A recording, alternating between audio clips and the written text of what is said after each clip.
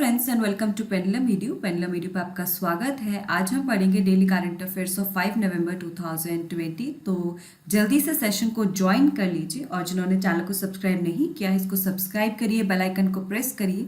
साथ ही आप हमें हमारे टेलीग्राम चैनल पे भी ज्वाइन कर सकते हैं और ये करंट अफेयर्स आप जाके वेबसाइट पे पढ़ सकते हैं जहाँ पे और भी स्टडी मटेरियल अवेलेबल है, क्विजेस हैं, साथ ही आपके लिए मॉक टेस्ट अवेलेबल है। तो इसके अलावा आरआरबी एनटीपीसी की जो लोग प्रिपरेशन कर रहे हैं इसकी टेस्ट सीरीज लॉन्च हो चुकी है।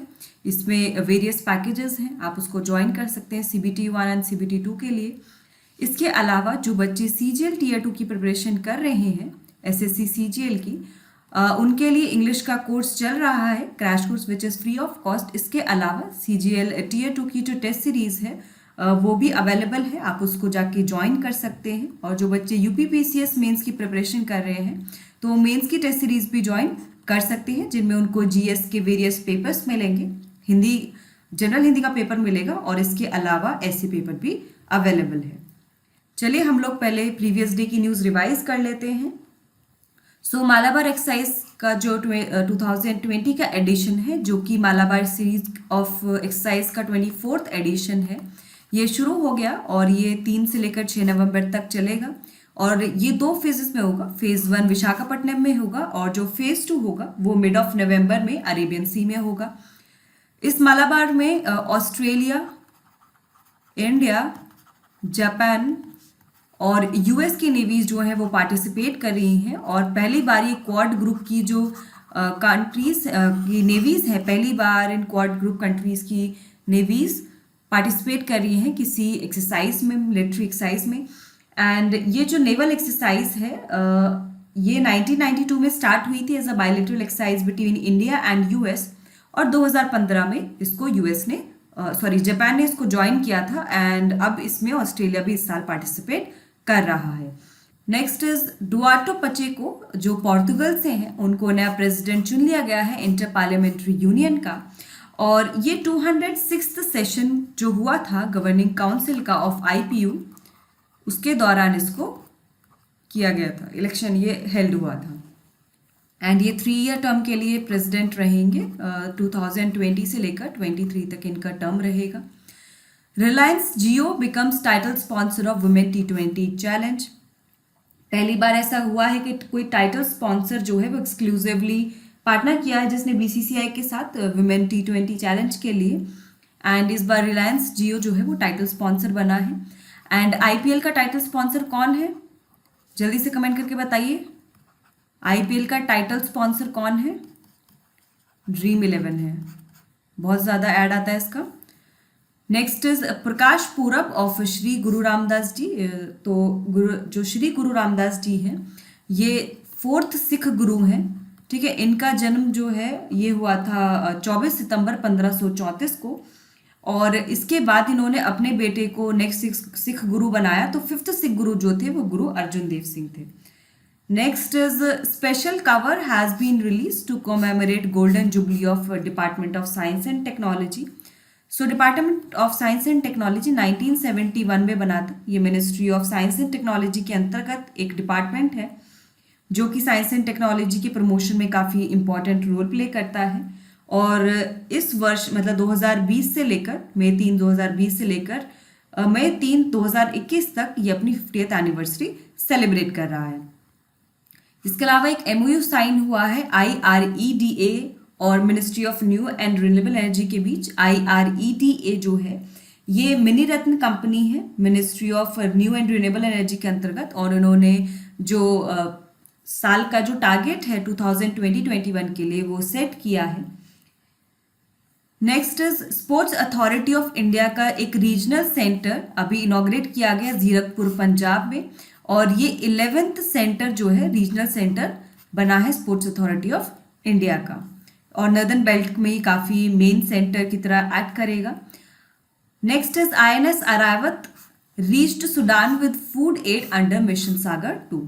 तो जो मिशन सागर है जिसको 2020 में लॉन्च किया गया था, इसके अंतर्गत जो INS ऐरावत है ये फूड एड इसने प्रोवाइड किया टू सूडान। इस तरह से और कंट्रीज़ में भी ये गया है, जैसे साउथ सूडान, जिबूती, एरिट्रिया, इन सब में ये प्रोवाइड करेगा under mission Sagar 2। Next is Asia strongest storm of 2020। 2020 का सबसे तगड़ा जो एशिया का स्टॉर्म है जिसका नाम गोनी रखा गया है, उसने फिलीपींस को प्रभावित किया है। और ये जो साइक्लोन्स होते हैं इनका अलग अलग जगह पर अलग अलग नाम से जाने जाते हैं। जैसे फिलीपींस में इनको टाइफून्स कहते हैं, ऑस्ट्रेलिया में इनको विली विली कहते हैं, bay of Bengal Arabian sea में साइक्लोन कहते हैं, वहीं वेस्ट इंडीज और कोस्ट ऑफ फ्लोरिडा में इसको हरिकेन के नाम से जाना जाता है। Next is US and UK call Belarus to release political prisoners. तो अभी हाल ही में बेलारस में इलेक्शंस हुए थे और जो प्रेसिडेंट हैं वो जीते थे अलेक्जेंडर लुकाशेंको, और लोगों को लगा कि यहाँ पे कुछ धांधलीबाजी की गई है जिसके चलते उन्होंने प्रोटेस्ट किया और बेलारस की गवर्नमेंट ने उन लोगों को डिटेन कर दिया। लेकिन यूएस और यूके ने कहा कि ऐसे लोगों को जो भी पॉलिटिकल प्रिजनर्स हैं इनको तुरंत ही छोड़ देना चाहिए और जो भी फ्रीडम ऑफ स्पीच है लोगों की उस पर जो भी रिस्ट्रिक्शंस लगाए गए हैं उसको भी हटा देना चाहिए। आगे चलते हैं, हम लोग आज की न्यूज़ देख लेते हैं। First is Priyanka Radhakrishnan became the first ever Indian origin minister of New Zealand. तो प्रियंका राधाकृष्णन न्यूजीलैंड की पहली भारतीय मूल की मंत्री बनी है और इनका जन्म इंडिया में हुआ था, फिर ये सिंगापुर चले गए स्कूल एजुकेशन के लिए और फर्दर एजुकेशन के लिए न्यूजीलैंड चले गए। एंड वो मेंबर ऑफ पार्लियामेंट बनी थी पहली बार लेबर पार्टी से इन सितंबर 2017। न्यूजीलैंड की हम बात करें तो ये एक आइलैंड कंट्री है जो कि पैसिफिक ओशन में लोकेटेड है। इसकी कैपिटल वेलिंगटन है और करंट प्राइम मिनिस्टर जो है वो जेसिंदा अर्दन है। एंड जो करेंसी है यहाँ पर वो न्यूजीलैंड डॉलर है। ये एक कॉन्स्टिट्यूशनल मोनार्की है विद अ पार्लियामेंट्री डेमोक्रेसी, यानी कि एक संसदीय लोकतंत्र है और इसमें संवैधानिक जो है राजतंत्र है। ऑल्दो इसका जो कॉन्स्टिट्यूशन है, जो संविधान है, वो कोडिफाइड नहीं है, वो संहिताबद्ध नहीं है। जैसे भारत का सबसे लेंथीएस्ट कॉन्स्टिट्यूशन है, रिटन कॉन्स्टिट्यूशन है। क्वीन जो होती है वो स्टेट की हेड होती है और वो गवर्नर जनरल के द्वारा रिप्रेजेंट की जाती है। एंड जो भी प्राइम मिनिस्टर होते हैं वो हेड ऑफ द गवर्नमेंट होते हैं। क्वेश्चन है, who has become New Zealand's first ever Indian origin minister. New Zealand के पहले भारतीय मूल के मंत्री कौन बने हैं? प्रियंका राधाकृष्णन, गगन मोहिंद्रा, शैलेश वारा एंड ऋषि सुनक। सो क्या होगा इसका करेक्ट आंसर? जल्दी से बताइए, इजी क्वेश्चन है। The correct answer will be option A, that is Priyanka Radhakrishnan. Next is WWF water risk filter, जो कि एक ऑनलाइन टूल है to evaluate water related risk. इसने बताया कि 30 जो भारत के शहर हैं वो 100 उन शहरों में शामिल हैं जो अगले कुछ वर्षों में यानी कि 2050 तक वाटर रिस्क फेस करने वाले हैं। तो पानी से संबंधित जोखिमों का मूल्यांकन करने के लिए एक ऑनलाइन उपकरण जो कि WWF वाटर रिस्क फिल्टर है, इसने दिखाया कि 100 शहरों में से 30 भारतीय शहर हैं जो 2050 तक पानी के जोखिम में वृद्धि का सामना कर सकते हैं। इसमें कौन कौन सी सिटीज शामिल हैं भारत की? जैसे जयपुर है, इंदौर है, थाने है, इन्होंने लिस्ट को टॉप किया है। वहीं मुंबई, कोलकाता और दिल्ली भी इस लिस्ट का पार्ट है। Out of the 100 cities that will face increase in water risk by 2050, 50 are from China। तो इन 100 में से 30 शहर भारत के हैं और 50 शहर चाइना से हैं। और इन 50 शहरों में लगभग 350 मिलियन जो है लोग रहते हैं। तो कितने लोग प्रभावित होंगे इससे समझने की आवश्यकता है।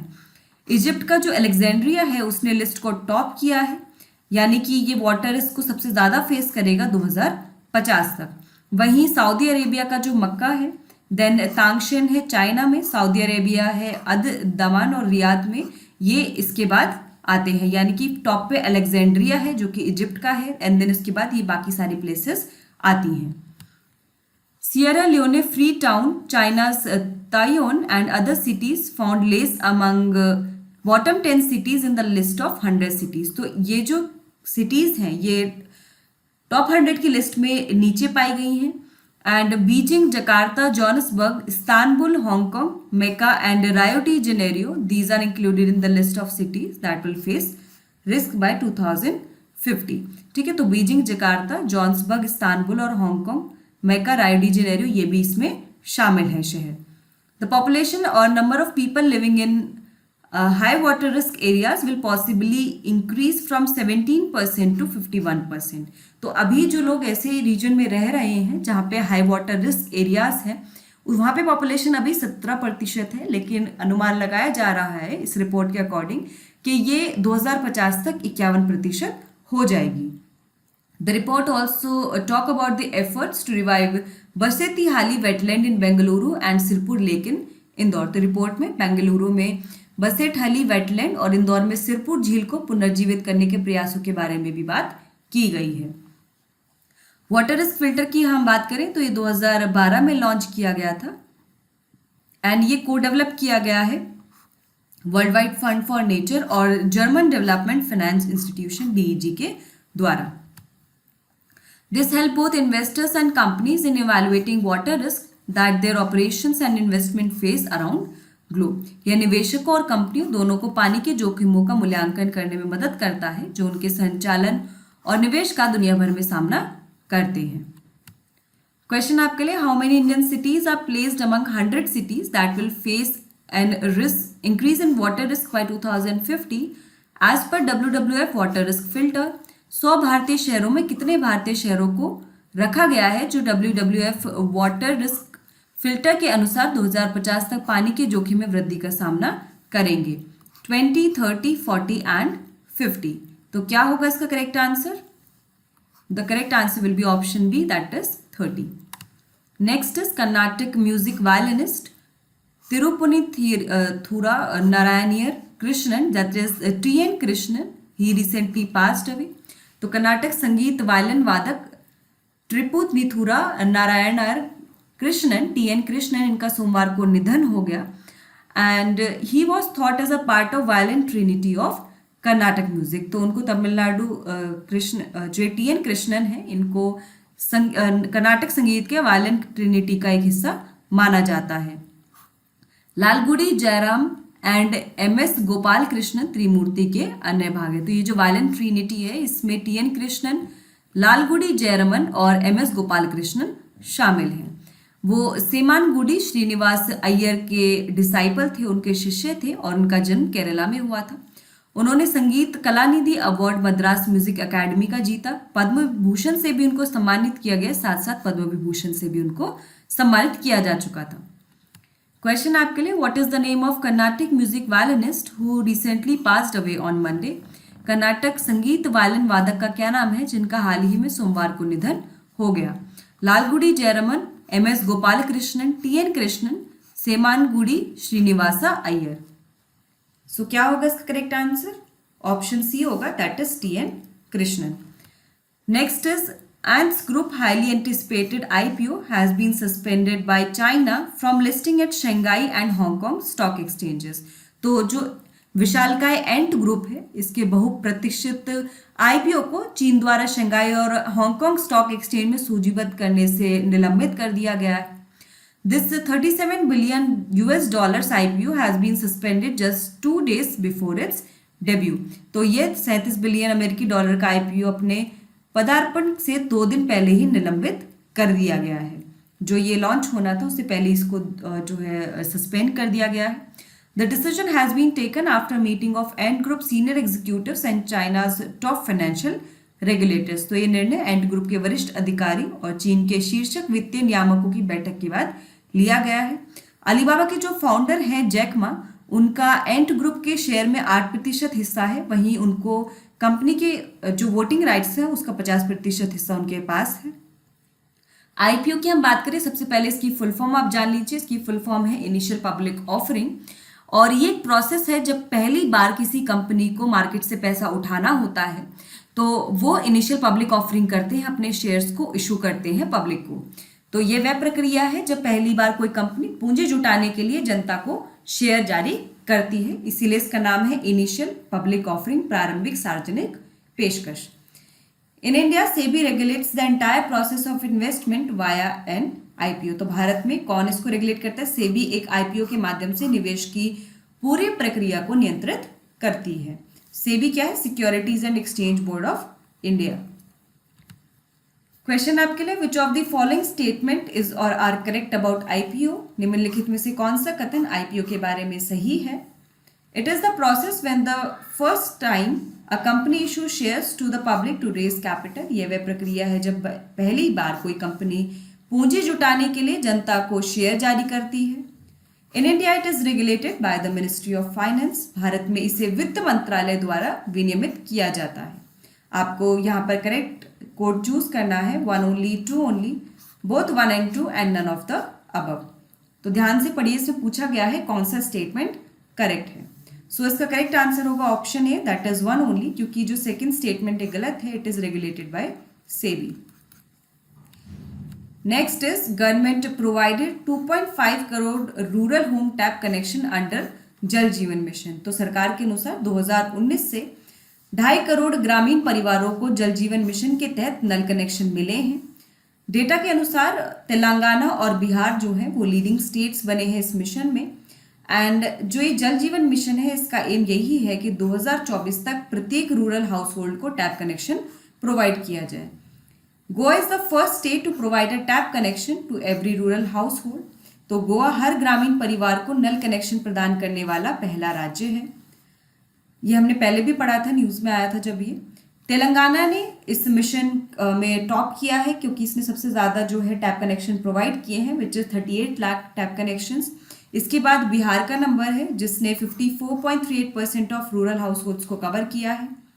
इसके अलावा बेस्ट परफॉर्मिंग स्टेट्स में गोवा, मिजोरम, हरियाणा, मणिपुर, हिमाचल प्रदेश शामिल है। वहीं वेस्ट बंगाल का जो परफॉर्मेंस है वो बॉटम पे रहा है।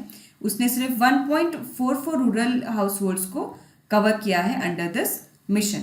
इसके अलावा बॉटम लिस्ट में कर्नाटका, केरला, लद्दाख, असम, झारखंड और राजस्थान शामिल हैं। जल जीवन मिशन को अगस्त 2019 में स्टार्ट किया गया था।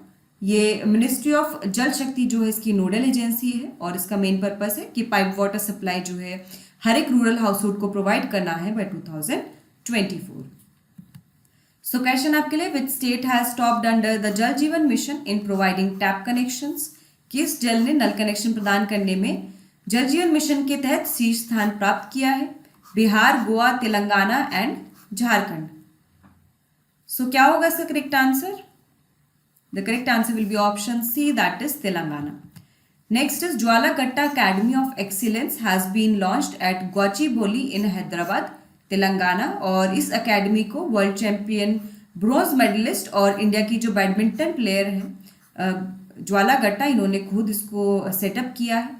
The academy will focus on badminton and other sports including cricket and swimming. तो अकेडमी में बैडमिंटन और क्रिकेट और तैराकी सहित अन्य खेलों पर ध्यान दिया जाएगा।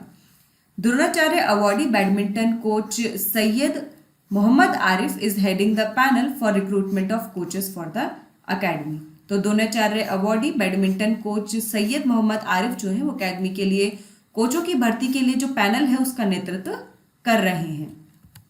सो क्वेश्चन है, world championship bronze medalist and India's badminton player G Jwala has set up Jwala Gutta academy of excellence in dash.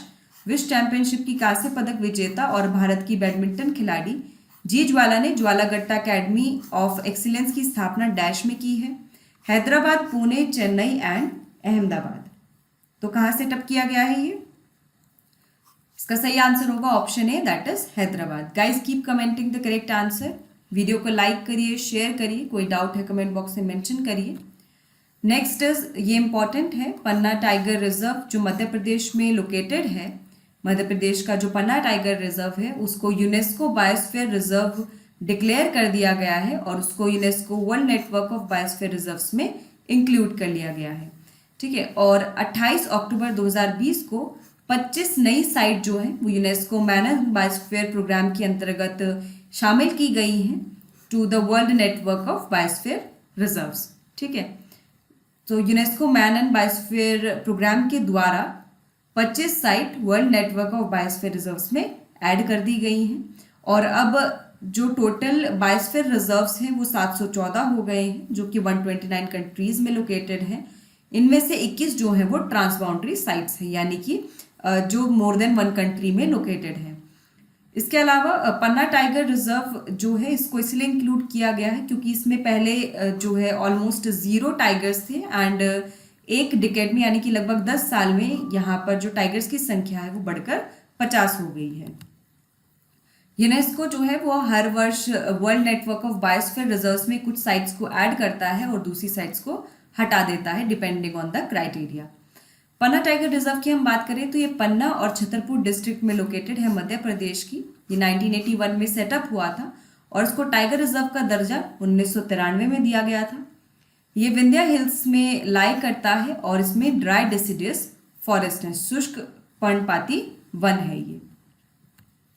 So question आपके लिए, which of the following reserves in Madhya Pradesh has been included in UNESCO's world network of biosphere reserves in October 2020। Madhya Pradesh में निम्नलिखित में से कौन सा tiger reserve अक्टूबर 2020 में UNESCO के विश्व नेटवर्क ऑफ बायोस्फीयर रिजर्व में शामिल किया गया है? Satpura tiger reserve, Pench tiger reserve, Kanha tiger reserve and Panna tiger reserve. तो क्या होगा इसका correct answer? The correct answer will be option D, that is Panna tiger reserve. Next is annual political dialogue of India and GCC troika have been organized virtually on 3 November.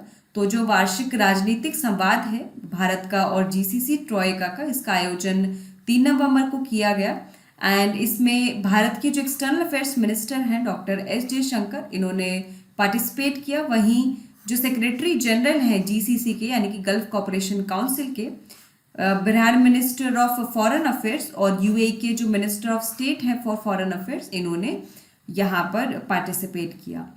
During the dialogue India GCC ties were reviewed. तो बातचीत के दौरान भारत और GCC के जो संबंध हैं उनकी समीक्षा की गई।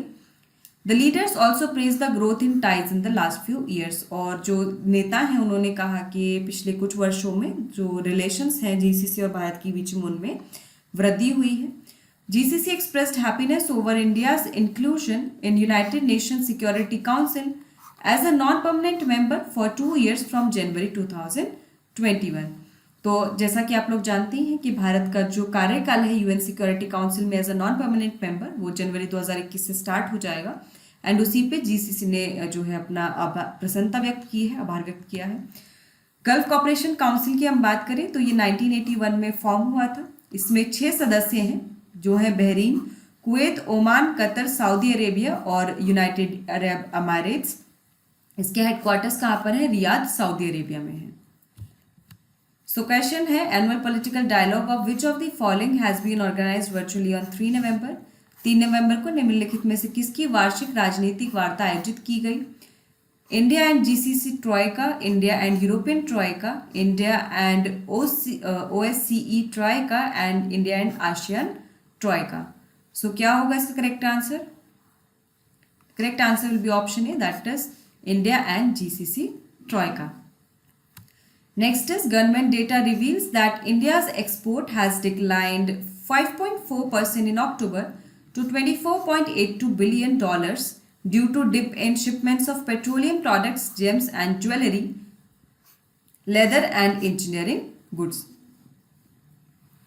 तो सरकारी आंकड़ों से पता चला है कि पेट्रोलियम उत्पादों, रत्नों और आभूषण, चमड़े और इंजीनियरिंग वस्तुओं के शिपमेंट में कमी होने की वजह से, गिरावट होने की वजह से अक्टूबर में जो भारत का निर्यात है ये 5.4% घट गया है और ये घटकर $24.82 बिलियन हो गया है। वहीं इंडिया का जो मर्चेंडाइज एक्सपोर्ट है वो फॉल किया है फ्रॉम $26.23 बिलियन टू $24.82 बिलियन, जो टोटल अपना डिक्लाइन शो करता है 5.4% का। वहीं इंडिया का जो इंपोर्ट है वो भी कम हुआ है। सिर्फ एक्सपोर्ट में ही कमी नहीं आई है, इंडिया के इंपोर्ट में भी कमी आई है। तो इंडिया का जो ट्रेड डेफिसिट है वो कम हो गया है, वो USD 8.87 बिलियन पहुंच गया है। ठीक है, क्योंकि इंपोर्ट भी घटे हैं। तो जो ट्रेड डेफिसिट है, जो व्यापार घाटा है भारत का, वो कम हुआ है। कमोडिटीज जिन्होंने नेगेटिव ग्रोथ रिकॉर्ड की है वो है petroleum products, cashew, James and jewellery, leather etcetera. इसके अलावा जो जिनमें पॉजिटिव ग्रोथ हुई है वो है राइस, ऑयल मिल्स, आयरन और oil seeds, carpet, pharmaceuticals, spices, cottons and chemical commodities. FIEO यानी कि federation of Indian export organization के प्रेसिडेंट ने कहा है कि जो ये डिक्लाइन इन एक्सपोर्ट है ये मेनली कंटेनर की शॉर्टेज की वजह से और जो सी फ्राइट का जो रेट है उसके प्राइस में बढ़ोतरी की वजह से ये हुआ है। इंडिया के कुछ टॉप एक्सपोर्ट्स हैं जैसे कि refined petroleum, diamonds, package medicaments, jewellery and rice. और कुछ चीज़ें जो भारत में सबसे ज़्यादा इंपोर्ट होती हैं वो है crude petroleum, gold, coal briquettes, then diamonds and petroleum gas. Question है, according to the recent government data India's export decline dash in October 2020। हालिया सरकारी आंकड़ों के अनुसार अक्टूबर 2020 में भारत के निर्यात में डैश गिरावट आई है। 5.4%, 4.5%, 3.5% एंड 6.4%। तो क्या होगा इसका correct answer? The correct answer will be option A, that is 5.4%. Next is MIT students won a global hackathon award organized by NASA. तो जो टीम थी मणिपाल इंस्टीट्यूट ऑफ टेक्नोलॉजी की, ये MIT US वाला नहीं है, ये मणिपुर इंस्टीट्यूट ऑफ टेक्नोलॉजी है। तो इसके टीम ने पार्टिसिपेट किया in the 9th international NASA space app challenge में। इस हैकेथॉन को नासा इंक्यूबेटर इनोवेशन प्रोग्राम ने ऑर्गेनाइज किया in partnership with European space agency, Japan space agency and Canada space agency के साथ। इस हैकेथॉन में काफ़ी डिफरेंट टीम्स ने पार्टिसिपेट किया all over the world, different virtual centres पे। एंड MIT स्टूडेंट्स को बेस्ट पीपल चॉइस अवार्ड मिला और उन्होंने 250 रजिस्टर्ड टीम में compete किया। MIT students team under the name of Runtime Terrors has developed a solution to aid interstellar travelers, astronauts and ship workers in scheduling their lifestyle and sleep schedule। तो runtime terrors के नाम से MIT के छात्रों की team ने Interstellar यात्रियों, अंतरिक्ष यात्रियों की सहायता के लिए समाधान विकसित किया है। They have also developed and designed of sleep induced mask for real time health monitoring and sleep tracking। तो उन्होंने रियल टाइम हेल्थ मॉनिटरिंग और स्लीप ट्रैकिंग के लिए स्लीप इंड्यूसिंग मास्क का भी उन्होंने डिजाइन किया है। सो क्वेश्चन है, the global hackathon award was organized by dash. वैश्विक हैकेथॉन पुरस्कार डैश द्वारा आयोजित किया गया। University of Cambridge, NASA incubator innovation program, university of Oxford and none of the above. So क्या होगा इसका correct answer? The correct answer will be option B, that is NASA incubator innovation program. Next is 6 startup firms run by women have backed the COVID-19 Shri Shakti Challenge Award instituted by MyGov in partnership with UN Women। तो United Nations संयुक्त राष्ट्र महिला जो है इसकी साझेदारी में MyGov द्वारा स्थापित COVID-19 Shri Shakti challenge award को 6 स्टार्टअप्स ने जीता है जो महिला द्वारा संचालित है। This challenge was launched in April 2020 ताकि जो विमेन लेड स्टार्टअप्स हैं उनको एनकरेज किया जाए कि वो कुछ इनोवेटिव सॉल्यूशंस बनाएं कुछ, ताकि हम COVID-19 से लड़ सकें। इसको 2 स्टेजेस में इम्प्लीमेंट किया गया, एक तो आइडिएशन स्टेज और एक प्रूफ ऑफ कंसेप्ट स्टेज। सो इस चैलेंज को 1 to 65 स्टार्टअप्स ने रिस्पॉन्ड किया, जिसमें से 25 स्टार्टअप्स को सिलेक्ट किया गया प्रेजेंटेशन के लिए। फिर इसके बाद स्टार्टअप्स को इवेल्युएट करा गया based on the innovation, usability, relevance and impact of their idea on society. तो उनका जो भी आइडिया था, जो भी इनोवेशन था, कितना काम का था, कितना रेलेवेंट था और उसका सोसाइटी पे क्या असर पड़ता, उसके बेसिस पे 25 स्टार्टअप्स को सिलेक्ट किया गया। इसके बाद 11 स्टार्टअप्स को फाइनली शॉर्टलिस्ट किया गया मेंटरशिप के लिए और 75,000 रुपीज़ जो है वो उनको अपने आइडियाज डेवलप करने के लिए दिए गए। इन फाइनलिस्ट में से 3 स्टार्टअप जो थे वो सिलेक्ट हुए as the winner of the challenge और बाकी 3 को सिलेक्ट किया गया as startup with promising solutions. तो विनर जो थे वो थे डॉक्टर P गायत्री हेला, रोमिता घोष और doctor Anjana Ram Kumar and doctor Anushka Ashokan. And promising solutions में जो विनर थे वो वसंती पलानीवेल, शिवी कपिल, जया पराशर एंड अंकिता प्राशर थी। इसके अलावा जो विनर्स थे उनको 5 लाख रुपीज़ दिए गए हैं एंड जो उनको प्रॉमिसिंग सॉल्यूशंस में जो जीते हैं, जिनको चूज किया गया, उनको ₹2 लाख दिए गए हैं। क्वेश्चन है, the COVID-19 Shri Shakti challenge was launched by MyGov in collaboration with dash. COVID-19 Shri Shakti challenge dash के सहयोग से MyGov द्वारा शुरू किया गया था। Ministry of women and child development, ministry of commerce, ministry of rural development and UN Women। तो क्या होगा इसका correct answer? The correct answer will be option D, that is UN Women। So friends, हमने यहाँ पर जो daily current affairs हैं उससे रिलेटेड जो भी क्वेश्चंस हैं वो सभी कवर कर लिए हैं। आई होप आपको ये सेशन पसंद आ रहा होगा और आप रोजाना डेली करंट अफेयर्स फॉलो कर रहे होंगे। इसी तरह अपनी तैयारी करते रहिए। All the best. Thank you so much.